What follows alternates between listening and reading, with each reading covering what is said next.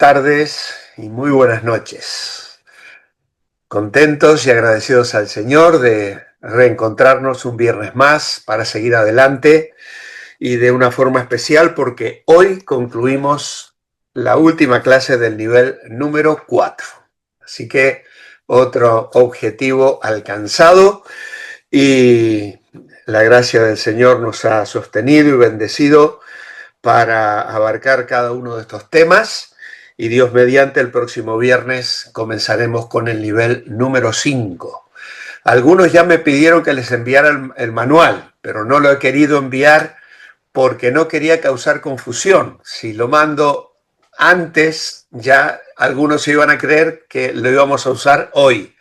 Entonces, para que no hubiese conflictos ni confusión, pues quizá mañana o el lunes ya podáis contar con el manual para aquellos que lo queréis imprimir o encuadernar. Yo, como veis, los tengo bien encuadernaditos, que es la mejor manera de conservarlos. Si no se puede encuadernar, ponerlo en una carpetita, de tal manera que podamos tener todos los materiales juntos, porque las hojas sueltas luego se hace más difícil de conservar. Muy bien, vamos a pedir al Señor su bendición para estudiar el tema que tenemos hoy por delante. Señor, queremos agradecerte la oportunidad de estar juntos otra vez. Gracias por tu palabra, gracias porque podemos mirar en ella y recibir la luz que necesitamos. Y en este caso, frente a un mundo que sugiere diversos caminos, diversas maneras para llegar a Dios, y muchas veces, Señor, nuestra fe y nuestras convicciones son puestas a pruebas, incluso a veces con buenas intenciones, otras veces no tanto, pero el argumento de que solo hay un camino no siempre es fácil de sostener. Necesitamos hoy la luz de tu Espíritu para tocar este tema, abrazarlo, creerlo, afirmarlo en nuestra mente, en nuestro corazón y poderlo enseñar y comunicar también a nuestros semejantes. Ayúdanos, Señor, en el estudio de esta noche, lo pedimos en el nombre del Señor Jesucristo. Amén.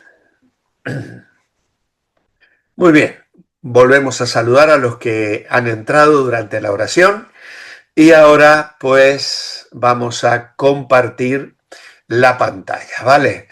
Vamos a compartir el sonido, vamos a marcar aquí lo que tengo que marcar, de modo tal que vosotros podáis tener allí la visual. Por otro lado, voy a dejarme solo mi carita para evitar luego nombres y esas cosas que a veces salen también en la grabación. Muy bien, nuestra nueva vida en Cristo, volvemos a poner esta despedida del volumen 4, pero el tema que tenemos es el que nos presenta la carátula. Todas las religiones nos llevan a Dios.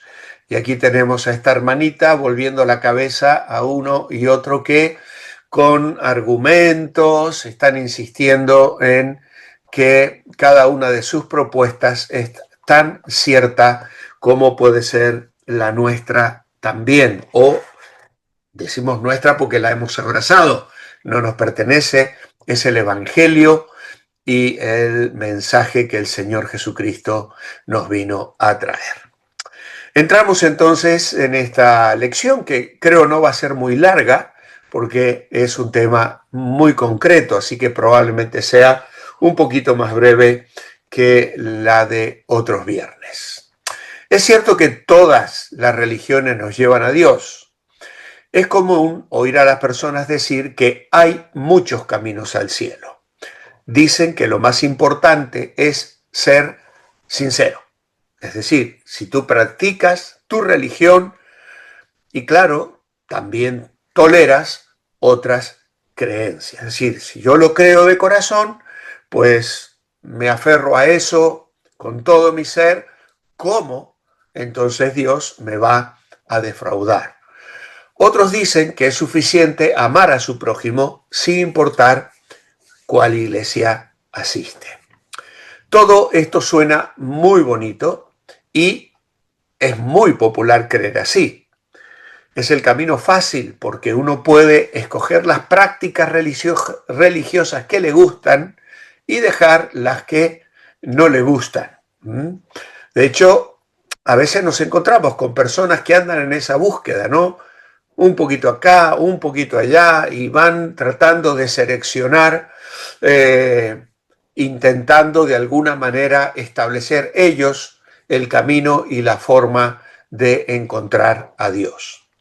Es el camino fácil porque uno puede entonces escoger estas prácticas que le vienen bien, pero ¿qué dice la Biblia? Esa es la pregunta. ¿O qué enseñó Jesús? El texto de la lección nos lleva al Evangelio de Juan, el encuentro de Jesús con Nicodemo, un hombre muy religioso, en el contexto de los judíos, en un ambiente muy especial en este sentido, porque formaban parte del pueblo de Dios. Aceptaba la forma en que practicaba Nicodemo la religión, pues el Señor le dice, nos dice el texto, que este hombre vino, importante entre los judíos, vino a Jesús de noche y le dijo, Rabí, sabemos que has venido de Dios para enseñarnos como maestro, porque nadie puede hacer estas señales que tú haces si no está Dios con él.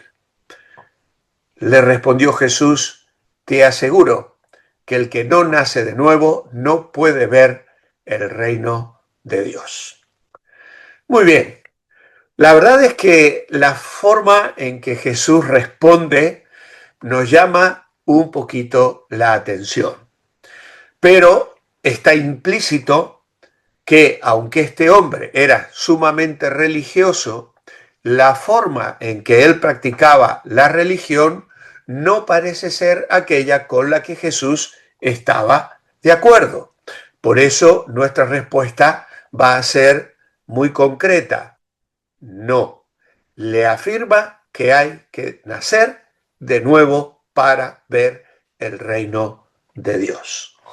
Y esto, claro, nos plantea a nosotros también ciertos interrogantes, pero vamos a intentar desglosar un poquito y yo he querido colocar algunas notas adicionales. Así que atentos con el boli, aquellos que podéis usar la página en blanco si la tenéis fotocopiada de una sola cara para tomar estos apuntes que nos van a aclarar un poquito más por qué razón el Señor le habló directamente de la necesidad de nacer de nuevo. Es probable que la palabra fariseo se derive de un vocablo hebreo que significa separar. Y por esa razón también se podría traducir los apartados. No eran separatistas en el sentido de que se aislaran de la sociedad. A veces nos lo pintan así, ¿no? Como, claro, un sentido puritano, que no tocaban ni querían contaminarse con nadie, y entonces parece que vivían aislados del pueblo inmundo, diríamos así.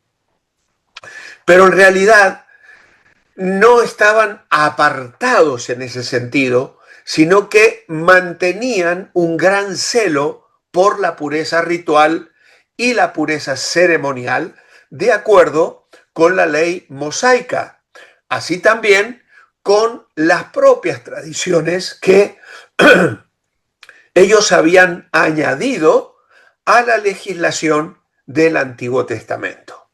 Y en este sentido, sí le reconocemos entonces como unas personas algo diferentes, precisamente porque tenían un gran celo, cuidaban la pureza ritual, se lavaban las manos 1, 2 y 3 veces, tenían un montón de ceremonias y habían agregado tantas tradiciones a lo que la ley exigía que habían hecho que la vida se volviese un poco difícil.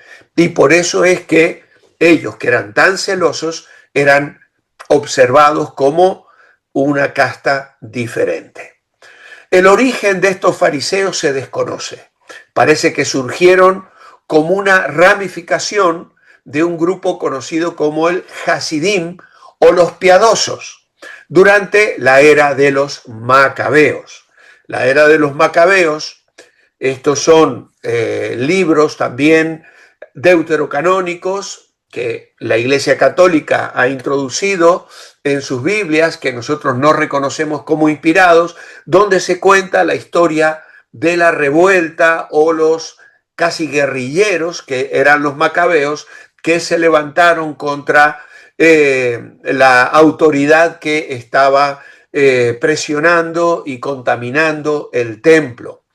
Claro, ellos existieron, estos macabeos, en esos 400 años que llamamos de silencio, que existen entre el último libro del Antiguo Testamento y el Evangelio de Mateo. Estos macabeos, estos fariseos, perdón, porque no estamos hablando ahora ya de los macabeos o los hasidín, surgen durante la época de los macabeos, los fariseos, pero procedían de la clase media judía, eran mayormente hombres de negocios, no tanto sacerdotes o levitas, pero representaban el núcleo ortodoxo del judaísmo y ejercían gran influencia sobre las personas comunes de Israel. Josefo, un historiador que nos enseñó muchísimo acerca de la vida de los judíos en aquella época, nos informa que existían unos 6.000 fariseos en el tiempo de Herodes el Grande. Y claro, lo que vamos a encontrar en los evangelios es que Jesús los condenó por esa concentración excesiva en los aspectos exteriores de la religión. Y les llamó hipócritas, porque tenían reglas y regulaciones que miraban todo lo externo, pero no observaban lo que el Señor quería ver, que era una transformación interior, una transformación interna, una transformación espiritual. Y de esto le va a hablar el Señor cuando en el verso 3 le dice que tiene que nacer de nuevo para ver el reino de Dios, y se lo va a repetir en el verso 7, no te extrañes de que te haya dicho, os es necesario nacer de nuevo. El Señor estaba apuntando al interior. ¿Qué podemos decir de Nicodemo? Aunque Nicodemo era un fariseo, su nombre era de origen griego y significa victorioso sobre el pueblo. Era una persona destacada, miembro del Sanedrín, principal entre los judíos. No se conocen detalles sobre su trasfondo familiar. En algún momento de su vida entendemos que llegó a creer en Jesús, porque luego, un poquito más adelante, en el capítulo 7, versículo 50, vamos a ver que Nicodemo, el que vino a Jesús de noche, dirá Juan, pregunta, ¿permite nuestra ley condenar a alguien sin antes escucharlo y conocer los hechos? Así que de alguna manera argumenta, arriesga su propia vida y su reputación y mucho más luego al colaborar con el cuerpo o la sepultura de Jesús para que fuera un funeral decente, de acuerdo a lo que leemos en Juan capítulo 19, versículos 38 al 42. Él viene al Señor y trae un compuesto de mirra y aloes como unos 30 kilos de peso. Era una gran cantidad. ¿Para qué? Para utilizarlo en la sepultura y darle al Señor un sepulcro digno. Se nos dice que era un principal entre los judíos. Esto significa que pertenecía al Sanedrín, una principal entidad gubernamental de los judíos en Palestina. Podríamos decir que era la corte suprema de los judíos, el concilio superior de la época, y es probable que él tuviese preponderancia política junto con ese Sanedrín en los tejes y manejes con la autoridad romana. En tiempos del Nuevo Testamento, el Sanedrín estaba conformado por el sumo sacerdote, que era el presidente, los principales sacerdotes, los ancianos y los escribas, y era un total de 71 miembros. El método de nombramiento era más hereditario, aunque también la parte política formaba parte de aquello que presionaba para que una persona pudiese entrar. Ejercían jurisdicción civil como penal de acuerdo a la ley judía, aunque tenían restricciones como por ejemplo no podían aplicar la pena capital. Por eso tienen que ir al procurador romano para que él dictamine en Juan 18 la muerte de Jesús. Este Sanedrín desaparece con la destrucción de Jerusalén en el año 70 y luego es reemplazado por un tribunal de juicio que se llama Bet Din y que era formado por escribas que tenían autoridad moral y religiosa. ¿Por qué vino de noche? Bueno, aquí tenemos bastantes argumentos diferentes. Nicodemo probablemente viene de noche y algunos sugieren que esto representaba la oscuridad espiritual de su corazón. Y lo contrastan con otros textos de Juan donde habla de que Jesús es la luz, que la luz en las tinieblas resplandece, etcétera, etcétera. Pero esto parece un poco tomado con pinzas o forzado.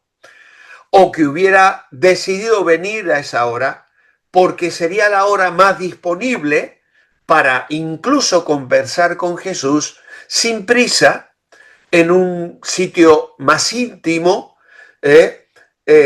sin presiones de ningún tipo. O luego también están los que sugieren, y quizá esta sea el argumento más conocido, que tenía temor de las consecuencias que le podría traer hablar públicamente con Jesús. Y entonces prefiere la noche para tener un encuentro clandestino con Jesús antes de arriesgar el buen rollo que tenía con sus otros colegas fariseos, ya que Jesús no era muy popular. Ahora, como hemos visto ya, Jesús le dice, tienes que nacer de nuevo. Es necesario nacer de nuevo. Literalmente, la frase significa nacer de lo alto. Y Jesús le responde a una pregunta que Nicodemo no ha hecho. ¿Por qué? Bueno, podemos argumentar que Jesús conocía su corazón y fue directo al meollo del problema. Es decir, su necesidad de transformación, de regeneración espiritual, que solo puede producir el Espíritu Santo. Claro, estas eran personas que obviamente tenían cargas espirituales. El nuevo nacimiento es un acto de Dios, por lo cual la vida eterna es impartida al creyente. Esto lo dice el apóstol Pablo en 2 Corintios 5:17, de modo que si alguno está en Cristo, nueva criatura es. Lo afirma luego en Tito 3:5, donde dice que nos salva por su misericordia, por el lavamiento que nos permite nacer de nuevo y por la renovación del Espíritu Santo. Lo afirma Pedro, en su primera carta, capítulo 1, verso 3, donde dice que nosotros hemos renacido a una esperanza viva, y luego el Señor lo va a destacar en Juan 2:29, donde dice el que hace justicia ha nacido de él, Juan, el apóstol Juan, en primera de Juan 2:29, en Primera de Juan 3:9 dice, todo aquel que ha nacido de Dios no practica el pecado. En 4:7 dice, todo aquel que ama ha nacido de Dios. Por lo tanto, el término nacer de nuevo corresponde a la idea de ser hechos hijos de Dios mediante la confianza en el nombre del Verbo encarnado. Y entonces el Señor le hace ver que el que no naciere de nuevo no puede ver el reino de Dios. Y en contexto, esta es ante todo una referencia a la participación en el reino milenario al final de los tiempos. Cuando el Señor comienza a predicar también dice, arrepentíos porque el reino de Dios se ha acercado. El reino de Dios va a ser una realidad tangible un día aquí sobre la tierra. Y participar de ese reino es una bendición que vamos a tener todos aquellos que hemos confiado en Cristo. Y claro, los fariseos y otros judíos en aquellos días anticipaban la llegada de ese reino con fervor. Los fariseos creían en lo sobrenatural. Era comprensible que esperaran con mucho anhelo la venida de la resurrección profetizada de los santos en Isaías 11 y en Daniel 12. Ellos querían la llegada del reino mesiánico. Esta mañana me detuve, mientras repasaba esta lección, a leer el capítulo 11 de Isaías, versículos 1 al 16. Y hay una descripción allí del reinado justo del Mesías que es una maravilla de leer y de meditar. Yo recomiendo que si queréis tener detalles de cómo va a ser el futuro reino de Dios del que Jesús le hablaba a Nicodemo, te detengas en Isaías capítulo 11, versículos 1 al 16. Y allí vas a encontrar este despliegue de la presencia del vástago que retoñará de las raíces de Isaí, de David, y que vendrá con el espíritu de sabiduría, de inteligencia, de consejo, de poder, y que va a juzgar con justicia a los pobres y que va a resolver con equidad a favor de los mansos de la tierra. La justicia será el cinto de sus caderas y la fidelidad ceñirá su cintura. Es una descripción maravillosa de aquello que nosotros estamos aguardando en una perspectiva actual de un mundo corrompido hasta los cimientos, en la clase política, en las familias poderosas de Europa, en los artistas con las informaciones que han salido esta semana, las guerras, los problemas políticos, la corrupción. Vivimos en un mundo dominado por Satanás, el príncipe de este mundo, padre de mentira, y que guía a la humanidad en un camino de engaño y de mentira. Pero un día el Señor va a transformar todo eso. Claro, ellos estaban convencidos de que el simple hecho de poseer una ascendencia, un linaje, guardar una serie de mandamientos religiosos externos, ya era suficiente para calificarles y entrar al reino sin experimentar esa transformación espiritual que necesitaban y que Jesús tanto recalcó.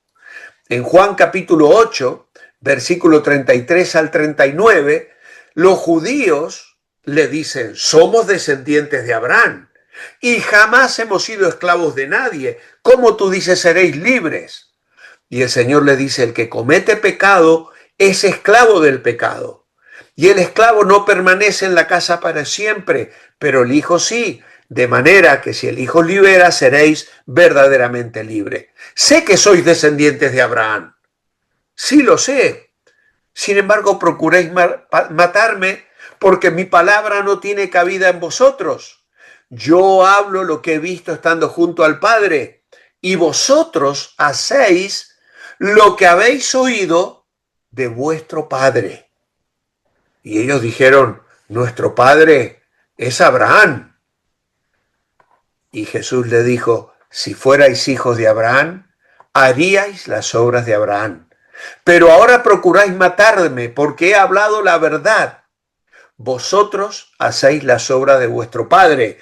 Y ellos vuelven a decirle, tenemos un padre, Dios, no hemos nacido ilegítimamente. Y hay quienes sugieren que esta era una referencia al nacimiento ilegítimo de Jesús, diríamos, porque su madre María no había estado casada con José. Y el Señor les va a aclarar, vuestro padre es el diablo, y los deseos de vuestro padre son los que vosotros queréis cumplir.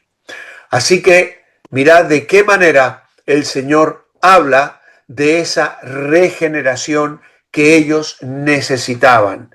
La venida del reino al final de los tiempos puede describirse como la regeneración del mundo creado, pero la regeneración del individuo se requiere antes del fin del mundo para que entonces podamos entrar al reino del Mesías. Y en este sentido es como nosotros aplicamos Juan capítulo 3. Porque aquellos que hemos nacido de lo alto, que hemos nacido del Espíritu, que hemos nacido de nuevo, podemos ver el reino de Dios. Y esto es como el bebé que está en el vientre de su madre, al que intentáramos convencer de que fuera de ese líquido amniótico en el cual se encuentra, hay un mundo de cielo azul, de lluvia, de sol, de árboles, de verde, de flores, de pajaritos, de animales, de montañas, de mar. Y ese bebé nos diría, no, no, no, yo todo lo que puedo ver es la oscuridad del vientre en el que yo me estoy desarrollando todo este tiempo. Pero cuando se produce el nacimiento, ese niño sale del vientre de su madre y se abren sus ojos para que pueda contemplar. Y eso es lo que nos pasa cuando le hablamos a las personas que no creen en Cristo todavía. Hacerles ver lo que nosotros vemos, la comunión con Dios, el gozo de la adoración, la alabanza, el perdón, la esperanza, la paz, el amor entre nosotros los cristianos. ¿Cuántas cosas nosotros disfrutamos que el mundo ignora absolutamente porque no han experimentado ese nacimiento espiritual? Y es allí donde está la clave a la que nos dirigimos en esta lección. Según Jesús, ¿quién puede llegar al cielo aparte de él? A Nicodemo le dijo que le era necesario nacer de nuevo, y ahora nos encontramos con otra cita en el mismo Evangelio, que es ese texto tan famoso. Yo soy el camino, la verdad y la vida. Nadie viene al Padre sino por mí. Así que ¿quién puede llegar al cielo aparte de él? Absolutamente nadie. Solo quienes creen en él. Y entonces aquí nos encontramos con otros detalles que tenemos que notar. Jesús habla de sí mismo. Yo soy el camino. Nadie viene al Padre sino por mí. Y entonces tenemos que notar primeramente la naturaleza de la mediación de Cristo. Yo soy el camino, la verdad y la vida. Como quiera que todo el contexto pone de relieve la idea de camino, es muy probable que Jesús, al hablar en arameo, quisiera decirle: yo soy el camino vivo y verdadero, ya que el hebreo y el arameo suelen expresar por acumulación de sustantivos lo que el griego y el latín expresan por yuxtaposición de adjetivos. Entonces, es probable que esta expresión del Señor contenga algo más, incluso de lo que leemos simplemente al decir yo soy el camino vivo y verdadero. Por eso notamos los siguientes detalles. Cristo es el camino en el que Dios y el hombre se encuentran. No es un camino entre tantos. No es un camino entre tantos. Hechos, capítulo 16-17, ¿recordáis a Pablo y a Silas predicando en Filipos? La muchacha, con espíritu de adivinación, les perseguía y gritaba dando voces: estos hombres son siervos del Dios Altísimo. Ellos os anuncian el camino de salvación. Porque Cristo es el único camino de salvación. Hechos capítulo 4, versículo 12 dice: y en ningún otro hay salvación, porque no hay otro nombre bajo el cielo dado a los hombres en que podamos ser salvos.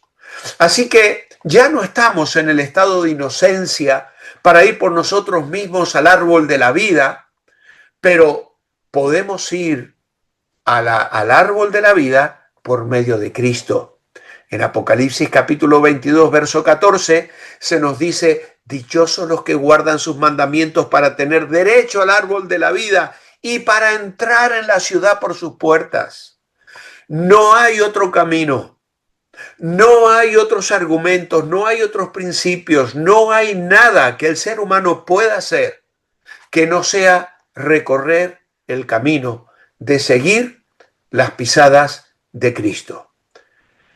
Para esto fuisteis llamados, porque también Cristo padeció por nosotros y nos dejó ejemplo para que vosotros sigáis sus pisadas. Podemos estar seguros de que no nos desviaremos del camino recto hacia el cielo siguiendo al Señor. Él es el camino, pero es la verdad. Y no es una verdad cualquiera, científica, religiosa, filosófica. Es la única verdad, consistente y total. Él es el alfa y el omega, la A y la Z, la enciclopedia completa de Dios, sin mezcla de error ni falsedad. Él es la verdad que nos hace libres. Por eso, al inquirir sobre la verdad, no necesitamos aprender otra verdad que la que está comprendida en Jesús. Pues todas las cosas, dice Efesios 1:10, están resumidas, completas en Él. En Cristo está la clave de todos los enigmas, pues Él nos ha sido hecho de parte de Dios sabiduría.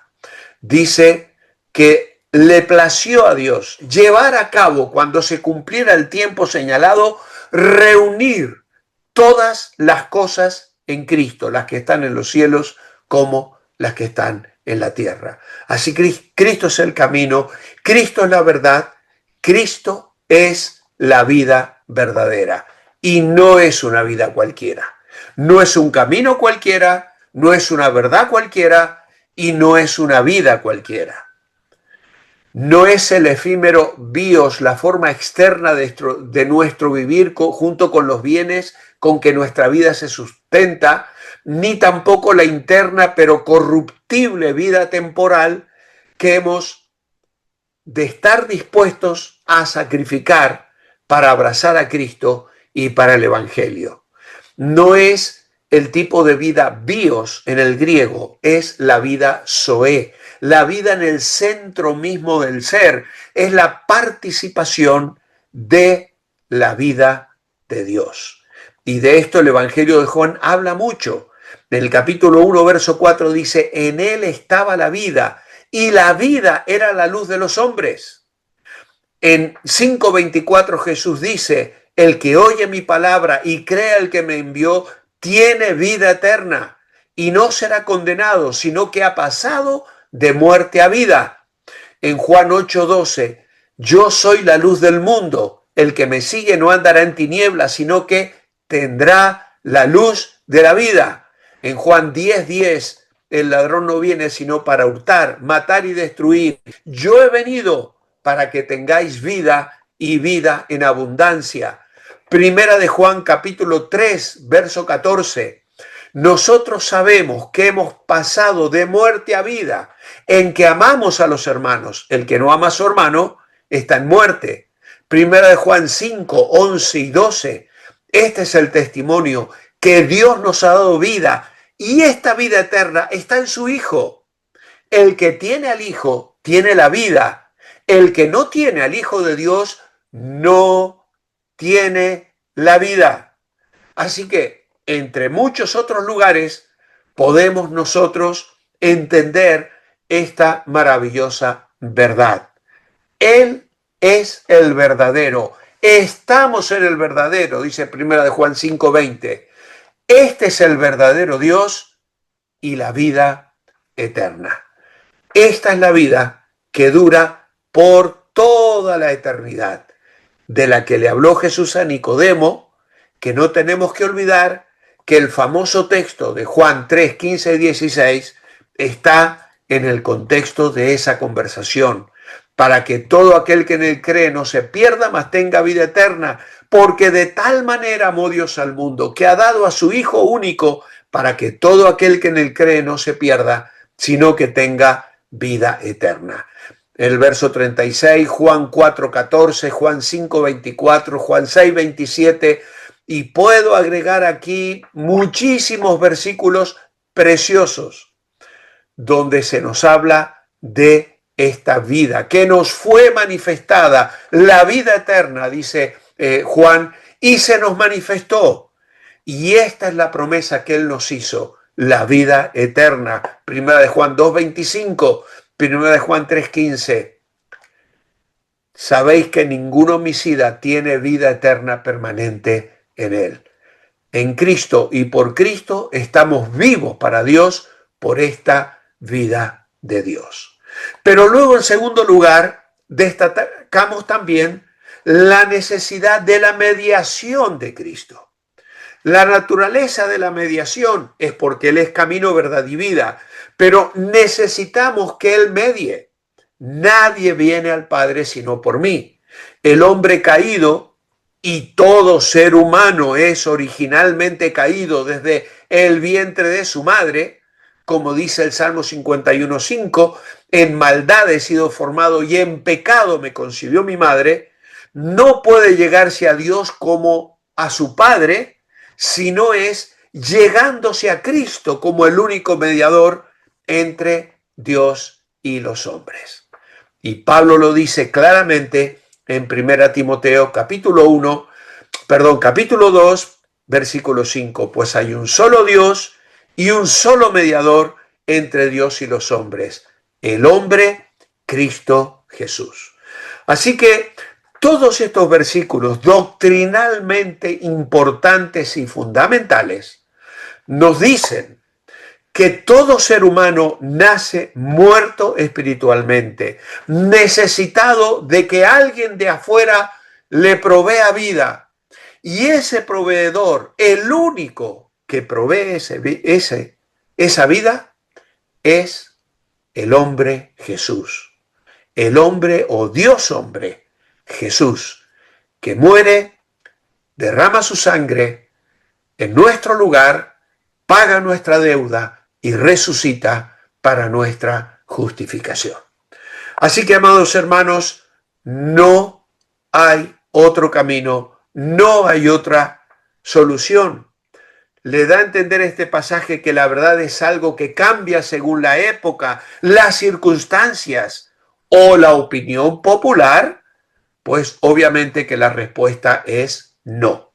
La verdad nunca cambia. Es una, es absoluta y es final. Así que cuando la gente acusa al cristiano de ser muy cerrado por creer que Jesús es el único camino, hay que recordarles que esto no es idea nuestra, es lo que Cristo dijo. Y es interesante notar que algunos que se creen tolerantes, toleran todo, menos el verdadero evangelio. ¿Acaso la Biblia deja abierta la puerta para creer que todas las religiones nos llevan al cielo? ¿Por qué? Vamos a decir que no, porque Hechos 4:12 nos dice que no hay salvación sino por la obra de redención que Jesús realizó. Hechos 4:12, que lo hemos citado ya, en ningún otro hay salvación porque no hay otro nombre bajo el cielo dado a los hombres en que podamos ser salvos. Hay personas que reaccionan negativamente al hecho de que no hay otro nombre, pero esto no lo decidió la iglesia. Es una enseñanza específica de Jesús, como hemos visto en Juan 14:6. Dios designa a Jesús como el Salvador del mundo y ningún otro puede ser su igual. Los cristianos tienen que tener una mentalidad abierta a diferentes aspectos, pero no en cómo somos salvos del pecado. Ningún otro maestro religioso pudo morir por los pecados del género humano. Ningún otro maestro religioso vino a la tierra como el unigénito Hijo de Dios. Ningún otro resucitó de la muerte. Nuestro enfoque está en Jesús, a quien Dios ofreció como el camino para tener una relación eterna con Él. No hay otro nombre, no hay otro camino. La idea no es que para salvarse sea absolutamente necesario conocer el nombre de Jesús, sino que nadie puede salvarse si no es por medio de la obra de la redención llevada a cabo por Jesús con el deseo implícito de seguir ese método. Es decir, el nombre de Jesús lo conoce mucha gente, pero tenemos que confiar en Él. La salvación procede de Dios. Nosotros solo podemos destruirnos a nosotros mismos. No podemos salvarnos a nosotros mismos. Necesitamos que alguien nos salve. Y me salva cuando acepto la obra de redención que Él llevó a cabo. Éxodo 20, versículo 3 y 4, nos dice: no tendrás dioses ajenos delante de mí. No se puede tener otro Dios en quien confiar. No hará imagen ni semejanza de lo que esté arriba en el cielo, ni abajo en la tierra, ni en las aguas debajo de la tierra. Nuestra adoración solo es a Dios. No hay otro Dios delante de Él. Los egipcios, las naciones vecinas, tenían muchos dioses que eran fruto de su propia imaginación, dioses extraños, dioses nuevos. El pecado en el que tenemos más peligro de caer en relación con este mandamiento es dar la gloria, el honor, el afecto, el interés que solo debemos a Dios a cualquier criatura. La avaricia hace del dinero un Dios. El orgullo hace del yo un Dios. La sensualidad hace del vientre un Dios. Cualquier cosa que estimemos o amemos, o temamos o sirvamos, o nos deleitemos en ella o dependamos de ella más que a Dios, nos está siendo efectivamente un ídolo, un Dios. Por eso Dios dice: no tendrás dioses ajenos delante de mí. No podemos tener ningún otro Dios sin que Él lo sepa, que es un pecado que se le lanza al rostro y Él no puede pasar por alto. Y luego Gálatas 1:8 nos habla de un evangelio diferente. Gálatas dice: si aún nosotros, un ángel enviado del cielo, os anuncia un evangelio diferente del que os hemos anunciado, que quede bajo maldición. Así que Pablo enfáticamente denuncia la perversión del evangelio de Cristo, en este caso por los judaizantes. Si un ángel del cielo predica otro mensaje, sea anatema. Si un ángel vino a predicar otro mensaje, no venía del cielo, obviamente. Y Pablo en 2 Corintios 11 dice que Satanás y sus ángeles se disfrazan de ángeles de luz. Ahora, él invoca una maldición sobre quien promueva, difunda o comparta un evangelio falso. Y Pablo extiende esa maldición. Su mensaje no debe ser cambiado nunca, porque la verdad del Evangelio nunca cambia. ¿Por qué usa Pablo palabras tan duras? Porque el Evangelio es un tema de vida o de muerte. Y si lo adulteramos, estamos cambiando algo que Dios estableció. Las diferentes religiones del mundo tienen enseñanzas muy diferentes. ¿Cuál es la diferencia entre el Evangelio y cualquier otra religión? Bueno, el Evangelio es Dios desde el cielo alcanzando a la humanidad. La religión son esfuerzos humanos para alcanzar a Dios. El Evangelio está basado en la obra terminada de Cristo en lugar de nuestras obras. La salvación es gratuita.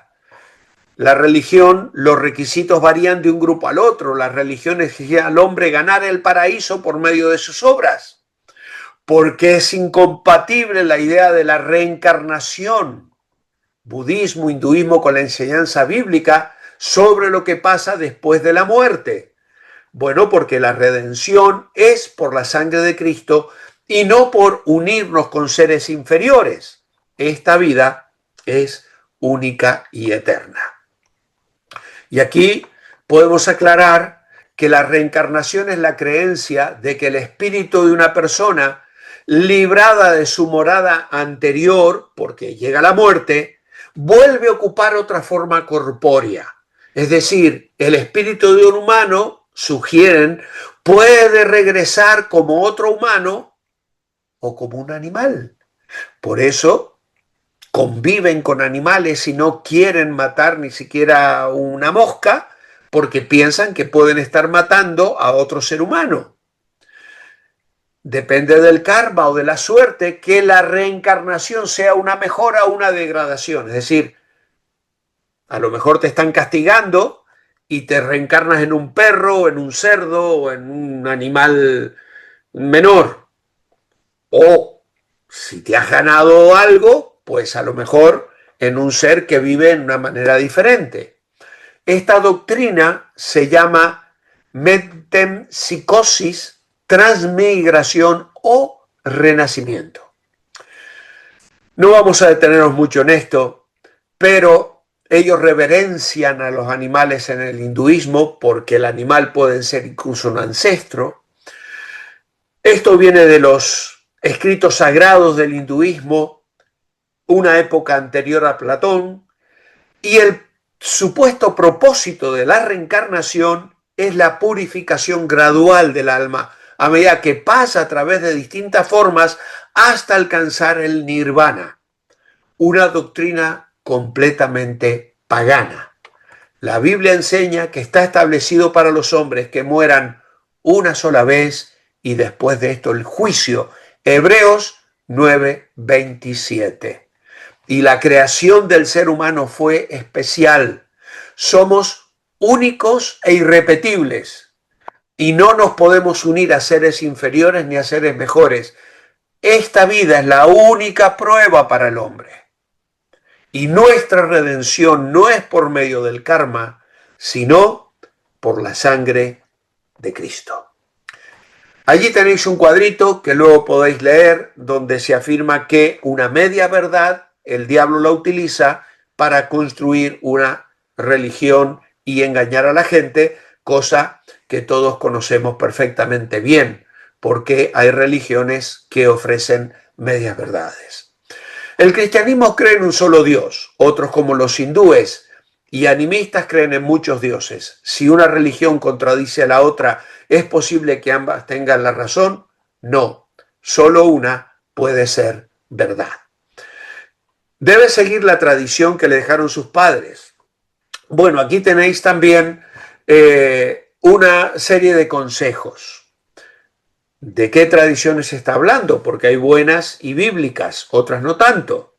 Muchas veces la decisión de seguir a Cristo requiere que uno rompa con partes de su pasado.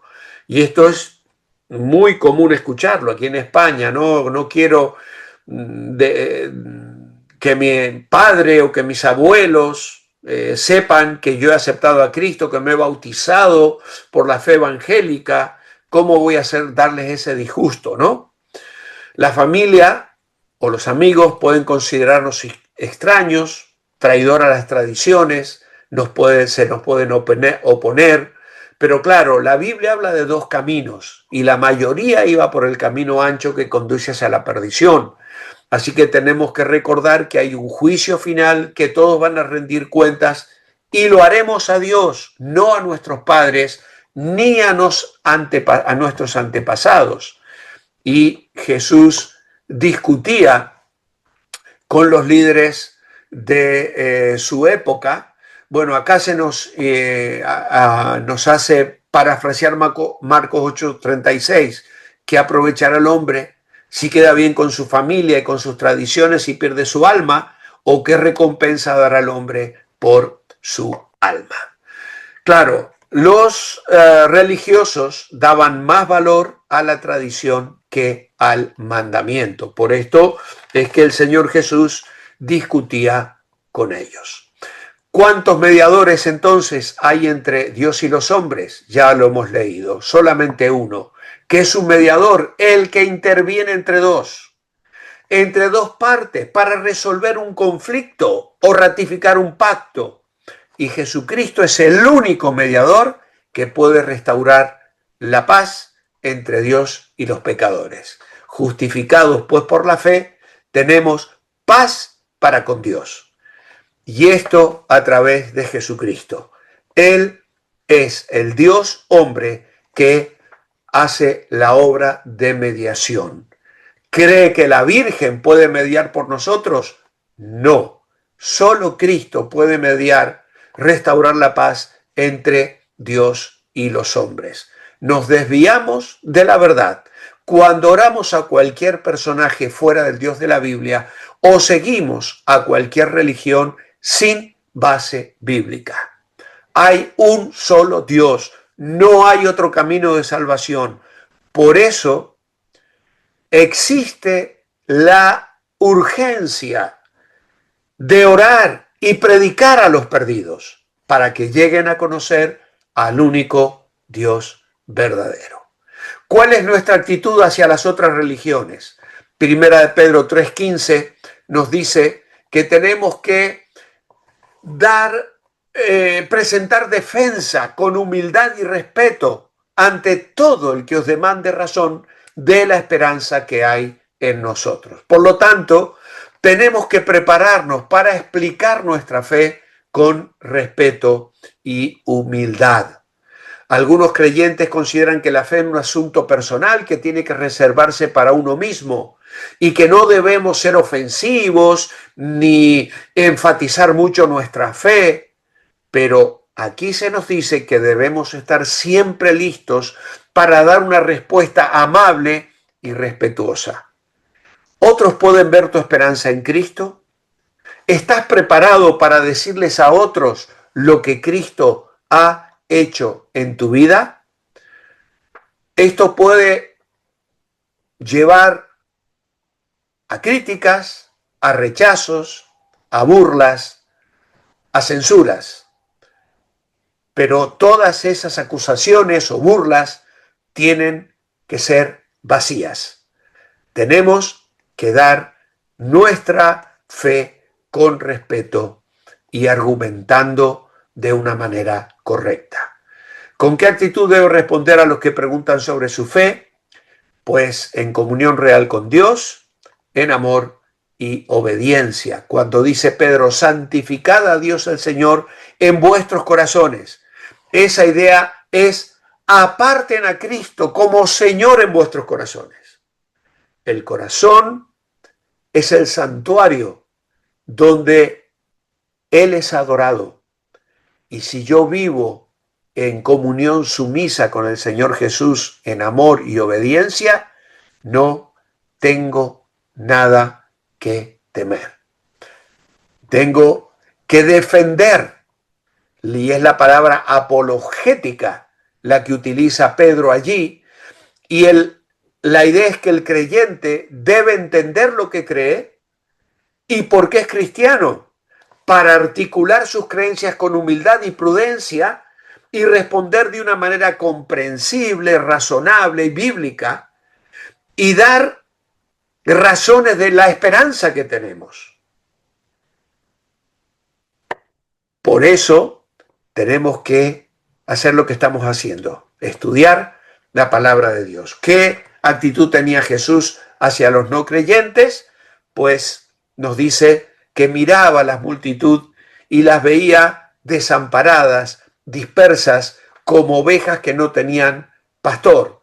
Y entonces le dijo a los discípulos: rogad al Señor de la mies que envíe obreros a su mies.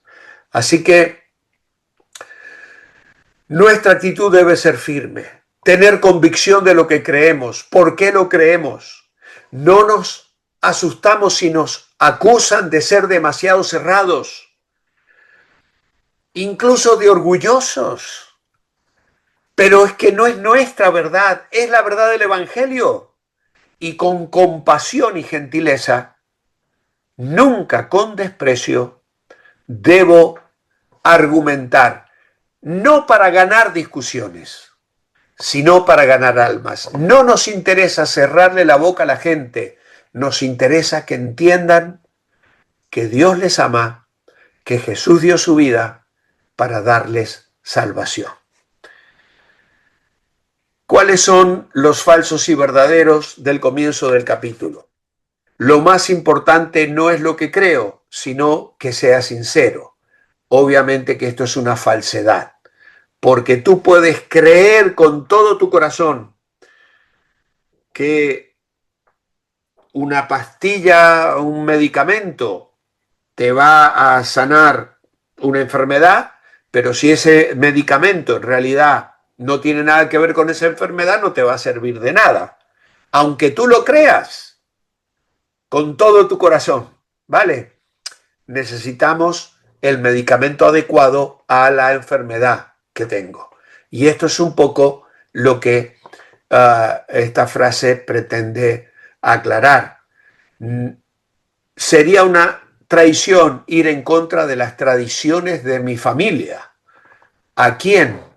¿A quién? Ellos pueden tomarlo como traición, pero yo le tengo que responder a Dios por el Evangelio. ¿Hay muchos caminos para ir al cielo? Obviamente que no. No los hay. Solo hay un único camino para ir al cielo. Así que ahí tenéis para crecer, también tenéis para pensar qué opina de estas frases tomadas del Rosario, así que las podéis leer y luego hacer un pequeño comentario para luego enviarme la clase cubierta, la página 30 y 31, y Dios mediante, si el Señor así lo permite, la próxima semana comenzaré a enviar los certificados a todos los que me habéis estado enviando vuestras tareas a lo largo de estos meses. Así que de esta manera cerramos la última lección del nivel número 4. Gracias a todos por estar esta noche aquí. Hemos sido un hermoso grupo hoy. Como digo, mañana ya os mandaré el enlace a YouTube y el audio, y tal vez ya mañana mismo también os mando el siguiente material. Si alguien de los que está hoy aquí y de los que luego lo escuchan esto en YouTube no quiere continuar, no pasa nada, que me lo avise por favor para que yo le quite de la lista y no le esté enviando un material que no le interesa tener. No me ofendo para nada, ¿vale? Si alguien dice, pastor, no puedo seguir, no dispongo de tiempo, lo que sea, pues o voy a dedicar este tiempo a otra cosa, adelante, con toda libertad podéis hacerlo. ¿Vale, hermanos? ¿Cuántos niveles son, pastor? Buenas tardes. Bueno, ¿cuántos niveles son? En realidad son 7 niveles los que tiene este programa Nueva Vida en Cristo. Vamos a ver el 5.º nivel. Luego el 6.º son historias misioneras, más bien. Quiero que sepáis que estoy trabajando el material para fundamentos del hogar cristiano. Oh, ¿Vale? bueno. Fundamentos del hogar cristiano. Estoy ya preparando, por lo menos van a ser 8 lecciones como mínimo. Y estoy dedicando varias horas a preparar eso, ¿vale? Entonces, creo que vamos a usar estos meses para mirar este siguiente material que continúa, es prácticamente el mismo tema, pero con temas muy interesantes y actuales, que son creo que 2 lecciones, serían 12 semanas, y entonces luego creo que vamos a dejar el Nueva Vida en Cristo para centrarnos en los fundamentos del hogar cristiano, que ya os lo había prometido y sé que muchos de vosotros tenéis mucho interés Así es, Pastor. en temas de matrimonio, de la familia, del hogar, trato con los hijos, etcétera, etcétera. Así que estoy en ello, estoy trabajando, dedicando muchas horas, dado que, como sabéis, Germán está predicando en la iglesia estos 5 domingos y Abraham da otro libro los martes. Yo tengo ahora tiempo para centrarme en este estudio y de hecho lo estoy haciendo ya, ¿vale? Pastor, Orad por mí también. Pastor, un favor, ¿me podrías por favor hacerme partícipe de los días martes? Ya te incluí en la lista, ya el martes te va a llegar. Vale, ya te incluí en la lista de difusión a la que mandamos el enlace para el Zoom del martes. Y si alguien lo quiere, que me lo pida, por favor. Vale, venga, buenas noches, buenas tardes. Hasta luego.